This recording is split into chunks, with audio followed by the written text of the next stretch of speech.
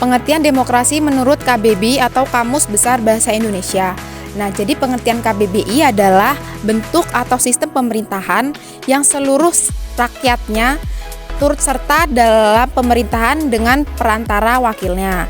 Nah, secara sederhananya, definisi dari demokrasi itu sendiri adalah seperti yang pernah diungkap oleh Abraham Lincoln, yaitu suatu pemerintahan dari rakyat, oleh rakyat, dan untuk rakyat. Nah, selanjutnya adalah pengertian menurut para ahli. Nah, yang pertama menurut Joseph Schumpeter, demokrasi adalah suatu perencanaan institusional. Kemudian yang kedua adalah menurut Sidney Hook. Nah, menurut Sidney Hook, demokrasi adalah sistem pemerintahan di mana keputusan pemerintahan yang penting secara langsung dan secara tidak langsung didasarkan pada kesepakatan mayoritas yang diberikan secara bebas dari rakyat dewasa. Nah, yang ketiga adalah menurut Philip C. Schumpeter dan Terry Lincoln. Demokrasi adalah suatu sistem pemerintahan di mana pemerintah bertanggung jawab atas tindakan mereka di wilayah publik oleh warga negara yang bertindak secara langsung melalui kompetensi dan kerja. Sama dengan para wakil mereka yang telah terpilih.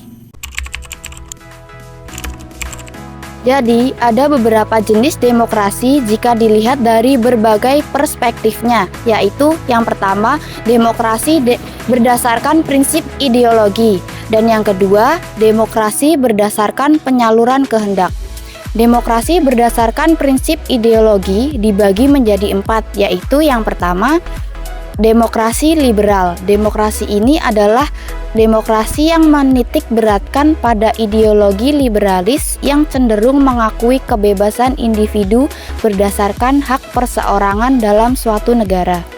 Dan yang kedua, ada demokrasi proletariat. Demokrasi ini cenderung condong pada kepentingan umum sehingga hak-hak politik rakyat dan kepentingan individunya kurang diperhatikan.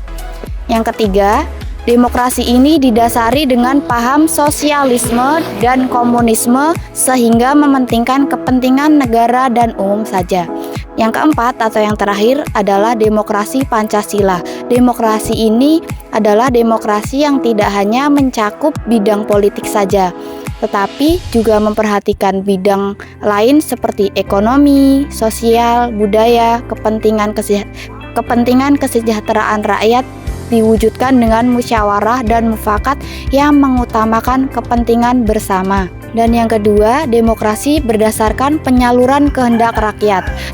Demokrasi berdasarkan penyaluran kehendak rakyat dibagi menjadi 3 bagian, yaitu yang pertama, demokrasi langsung, di mana rakyat secara langsung dapat membicarakan dan menentukan suatu urusan politik kenegaraan. Sistem demokrasi ini mengikut sertakan seluruh rakyat dalam pengambilan keputusan negara. Yang kedua, demokrasi tidak langsung atau demokrasi perwakilan, di mana aspirasi rakyat disalurkan melalui para wakil yang duduk di lembaga perwakilan rakyat. Nah, yang ketiga atau yang terakhir adalah demokrasi referendum, di mana rakyat memilih para wakilnya yang duduk di parlemen. Dalam melaksanakan tugasnya, parlemen diawasi oleh rakyat melalui sistem referendum. Nah, tujuan demokrasi ini memiliki beberapa tujuan. Yang pertama, terciptanya kebebasan. Dengan adanya demokrasi, berarti rakyat bebas berekspresi dan berpendapat. Sehingga negara menerapkan sistem pemerintahan ini berarti memberi kebebasan kepada seluruh rakyat untuk menyuarakan suara, pendapat, hingga aspirasi mereka. Yang kedua itu adalah menciptakan keadilan. Nah, demokrasi menjamin hak yang diperoleh setiap warga negara dan mengedepankan musyawarah mufakat untuk mengambil kebijakan bersama. Dengan begitu, keadilan serta ketertiban bagi rakyat akan tercipta. Ketiga adalah rakyat berperan dalam pemerintahan. Nah, rakyat berperan dalam pemerintahan ini karena demokrasi adalah sistem pemerintahan dari, untuk, dan oleh rakyat. Maka warga negara dilibatkan dalam proses menjalankan roda pemerintah dan bernegara. Dan begitu, rakyat turut berperan aktif dalam mendorong kinerja pemerintahan. Pemerintahan demokrasi meliputi 3 hal dasar yang menjadi prinsipnya, yaitu 1. Pemerintahan dari rakyat. Maksudnya bahwa suatu pemerintahan yang sah adalah pemerintahan yang memperoleh pengakuan dan dukungan sebagian besar rakyat melalui mekanisme demokrasi seperti pemilihan umum. 2. Pemerintahan oleh rakyat diartikan sebagai pemerintahan yang menjalankan kekuasaan atas nama rakyat, bukan atas dorongan pribadi, elit negara maupun elit birokrasi. Di sisi lain, pemerintah dalam menjalankan kekuasaannya berada dalam pengawasan rakyat. Pengawasan ini bisa dilakukan secara langsung maupun tidak langsung. 3. Pemerintahan untuk rakyat. Yang dimaksud pemerintahan untuk rakyat yakni bahwa kekuasaan yang diberikan oleh rakyat kepada pemerintah harus dijalankan untuk kepentingan rakyat. Kepentingan rakyat harus menjadi landasan utama kebijaksanaan yang dibuat pemerintah secara demokratis. Ciri-ciri demokrasi. Terdapat sejumlah ciri-ciri apakah suatu pemerintah didasarkan oleh sistem demokrasi atau tidak. Berikut ciri-cirinya. Yang pertama, pemerintah didasarkan kehendak dan kepentingan seluruh rakyat. Yang kedua, hal yang berkaitan dengan kepentingan, kehendak, atau kemauan rakyat yang dituliskan dalam konstitusi dan undang-undang negara tersebut. Yang ketiga, kedaulatan rakyat diwakilkan oleh orang-orang yang sudah dipilih oleh rakyat itu sendiri untuk mengatur negaranya. Yang keempat, adanya pemilihan umum.